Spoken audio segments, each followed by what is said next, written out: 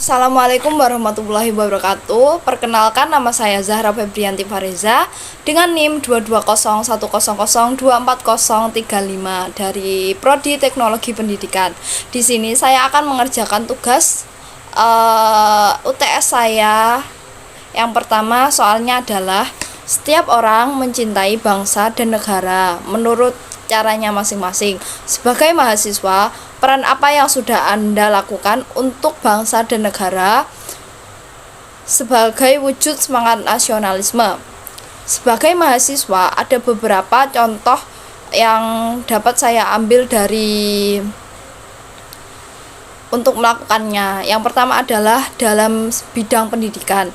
Di sini mahasiswa bisa fokus pada pendidikan agar terjadi sebuah masa depan yang luas, yang bagus gitu, dan juga meningkatkan pengetahuan serta keterampilan yang ada, dan juga membuat negara itu semakin maju dan juga berkembang seperti itu.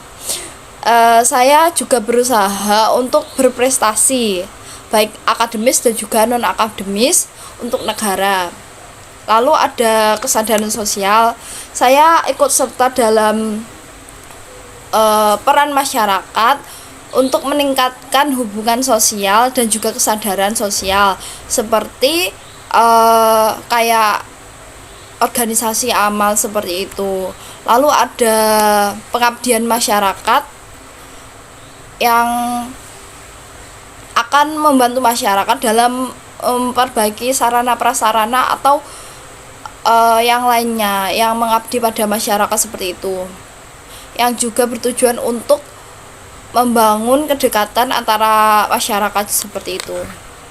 Nomor 2, syarat terbentuknya negara adalah mempunyai wilayah, rakyat, dan juga pemerintahan yang berdaulat.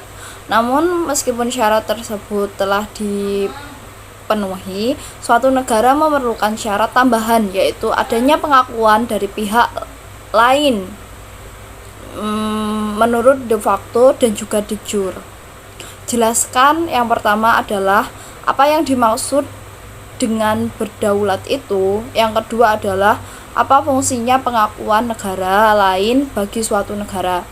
Berdaulat adalah suatu konsep yang menunjukkan bahwa suatu negara atau entitas politik itu memiliki hak dan juga kewajiban untuk menjalankan pemerintahannya secara mandiri dan juga bebas, tanpa campur tangan dari pihak luar seperti itu. Dalam konteks politik internasional, berdaulat berarti suatu negara memiliki kontrol penuh atas wilayahnya, rakyat, dan juga urusannya, serta memiliki hak dan juga hukum dan memiliki kewajiban luar negeri tanpa tekanan yang dicampuri oleh negara asing. Pengakuan negara lain terhadap suatu negara yang memiliki fungsi penting dalam hubungan internasional. Yang pertama adalah hubungan diplomatik dan juga partisipasi dalam organisasi nasional internasional seperti PBB dan juga UNESCO seperti itu. Hubungan diplomatik sendiri adalah pengakuan yang memungkinkan negara untuk membentuk hubungan diplomatik mencakup pertukaran duta besar, pembukaan kedutaan besar, perjanjian diplomatik yang memfasilitasi komunikasi serta kerjasama antar anggota negara seperti itu. Hubungan diplomatik sendiri memungkinkan negara-negara untuk berkomunikasi secara resmi dan menjalankan negosiasi atau memecahkan masalah yang terjadi seperti itu.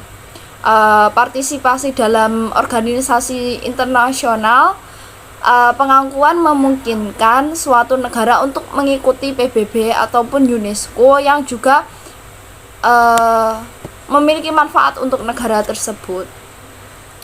Lalu pengakuan negara oleh negara lain adalah elemen penting dan juga hukum internasional yang menjadi landasan untuk hubungan antar negara itu berjalan baik seperti itu, atau untuk menjalankan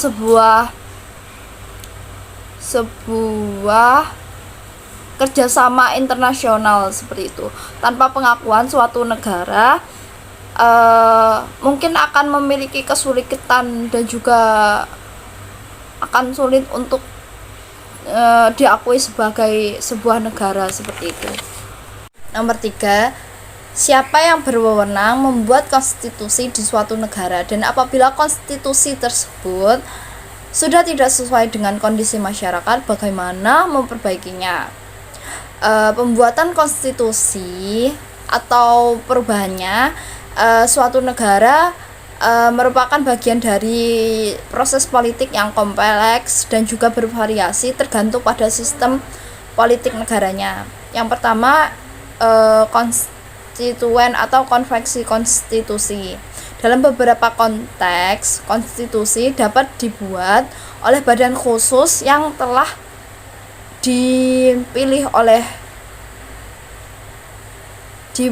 secara khusus untuk tujuan ini. Mereka mengembangkan naskah konstitusi yang kemudian diserahkan kepada pemilih dan juga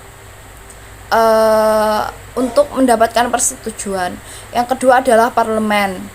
Di banyak negara, konstitusi dapat disusun atau diubah oleh badan legislatif seperti parlemen atau kongres. Proses ini melibatkan penyusun atau pengesahan perubahan konstitusi melalui mekanisme yang ditentukan dalam konstitusi itu sendiri. Lalu ada referendum. Beberapa negara memberikan hak secara langsung kepada rakyat untuk memutuskan apakah mereka menerima atau menolak konstitusi baru atau perubahan konstitusi yang telah dibuat oleh pemerintah. Lalu ketika sebuah konstitusi itu tidak sesuai dengan kondisi masyarakat, beberapa cara yang dapat kita lakukan adalah yang pertama, merevisi konstitusi.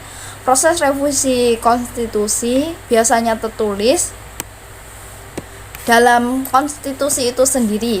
Revisi bisa dilakukan oleh badan legislatif atau parlemen sesuai dengan prosedur yang ada dan telah ditetapkan seperti itu. Lalu yang kedua adalah konvensi konstitusi. Negara dapat mengadakan konvensi konstitusi untuk mengembangkan naskah konstitusi yang baru atau memperbaiki yang lama. Lalu ada referendum konstitusi. Di beberapa kasus, perubahan konstitusi dapat disetujui oleh rakyat melalui referendum. Dapat disetujui ataupun dapat diubah dan juga dapat langsung memutuskan perubahan tersebut. Lalu yang terakhir ada proses hukum. Beberapa negara mungkin memiliki perubahan konstitusi melalui proses hukum oleh badan yudikatif. Jika lembaga yudikatif telah menentukan bahwa satu bagian dari konstitusi bertentangan dengan hukum dan juga HAM atau hak asasi manusia, maka harus terjadi perubahan di situ. Proses konstitusi sangat bervariasi di setiap negara, tergantung pada ketentuan dan juga hukum yang berlaku. Seperti itu. Selanjutnya adalah, menurut Anda, bagaimana konsep yang benar dalam memahami hak dan kewajiban dalam hubungan antar negara dan juga warga negara? Konsep yang benar memahami hak dan kewajiban dalam hubungan antar negara dan juga bernegara sangatlah penting dalam konteks hukum dan juga pemerintahan yang adil.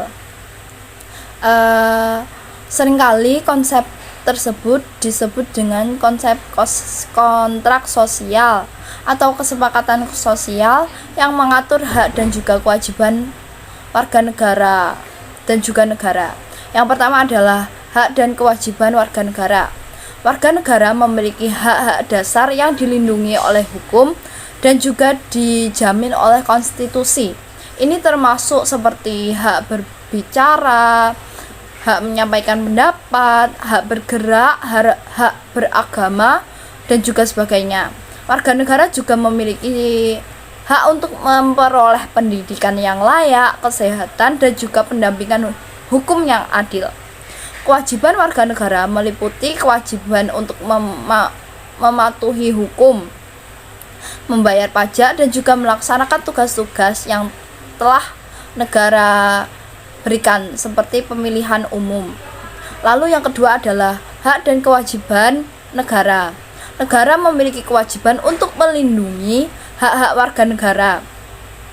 Ini mencakup memberikan perlindungan hukum, menciptakan dan memelihara lingkungan yang aman, yang adil dan juga yang sehat, dan memberikan layanan publik seperti pendidikan dan juga perawatan kesehatan kepada masyarakat. Negara juga memiliki kewajiban seperti menghormati prinsip dasar seperti keadilan dan juga demokrasi. Lalu ada kesepakatan sosial. Konsep hak dan juga kewajiban dalam hubungan negara dan juga warga negara dapat dilihat dari kesepakatan sosial. Warga negara setuju untuk mematuhi hukum dan juga kewajiban mereka dalam pertukaran untuk perlindungan dan juga pelayanan yang diberikan oleh negara. Jadi harus seimbang antara hak dan juga kewajiban seperti itu. Lalu adalah transparansi dan partisipasi. Konsep ini juga mencakup transparansi dan juga partisipasi.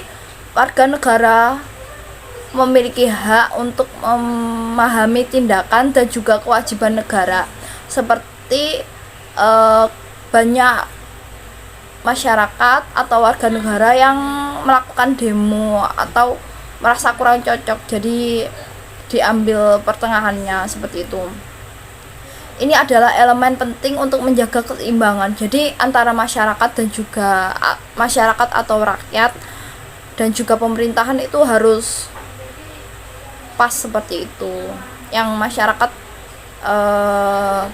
seperti masyarakat melihat undang-undang kalau kurang pas ya diperbaiki dengan cara demo yang baik dan juga benar. Lalu yang terakhir adalah penegakan hukum. Negara memiliki kewajiban untuk menegakkan hukum secara adil dan juga setara. Warga yang melanggar harus dihukum secara adil seperti itu. Namun sekarang pejabat atau pemerintah banyak yang menyepelekan hal ini, dan juga bahkan banyak pejabat yang tidak bisa mengantisipasi hukum tersebut seperti itu. Dalam konteks yang benar, hak dan juga kewajiban harus seimbang. Dalam mekanisme melakukan sebuah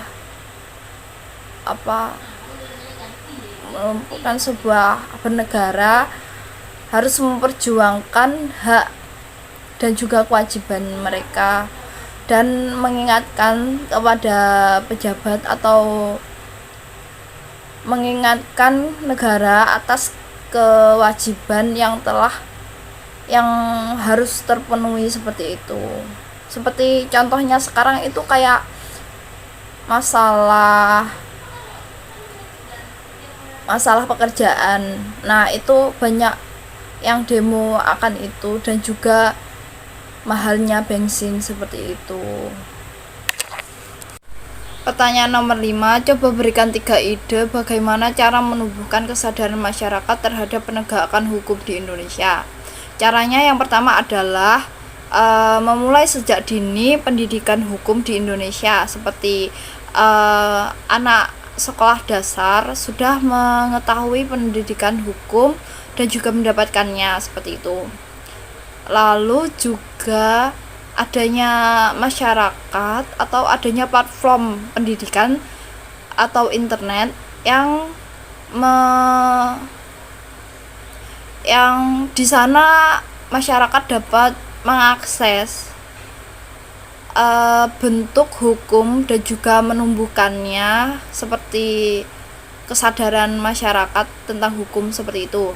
Yang kedua adalah kampanye sosialisasi tentang pendidikan hukum tersebut, dan juga adanya kelompok-kelompok masyarakat yang menegakkan aturan hukum yang ada di pemerintah. Dan juga yang terakhir adalah internet sebagai fasilitator yang dapat mengingatkan akan kejadian atau penegakan hukum tersebut, seperti itu. Sekian dari saya, dan juga terima kasih. Wassalamualaikum warahmatullahi wabarakatuh.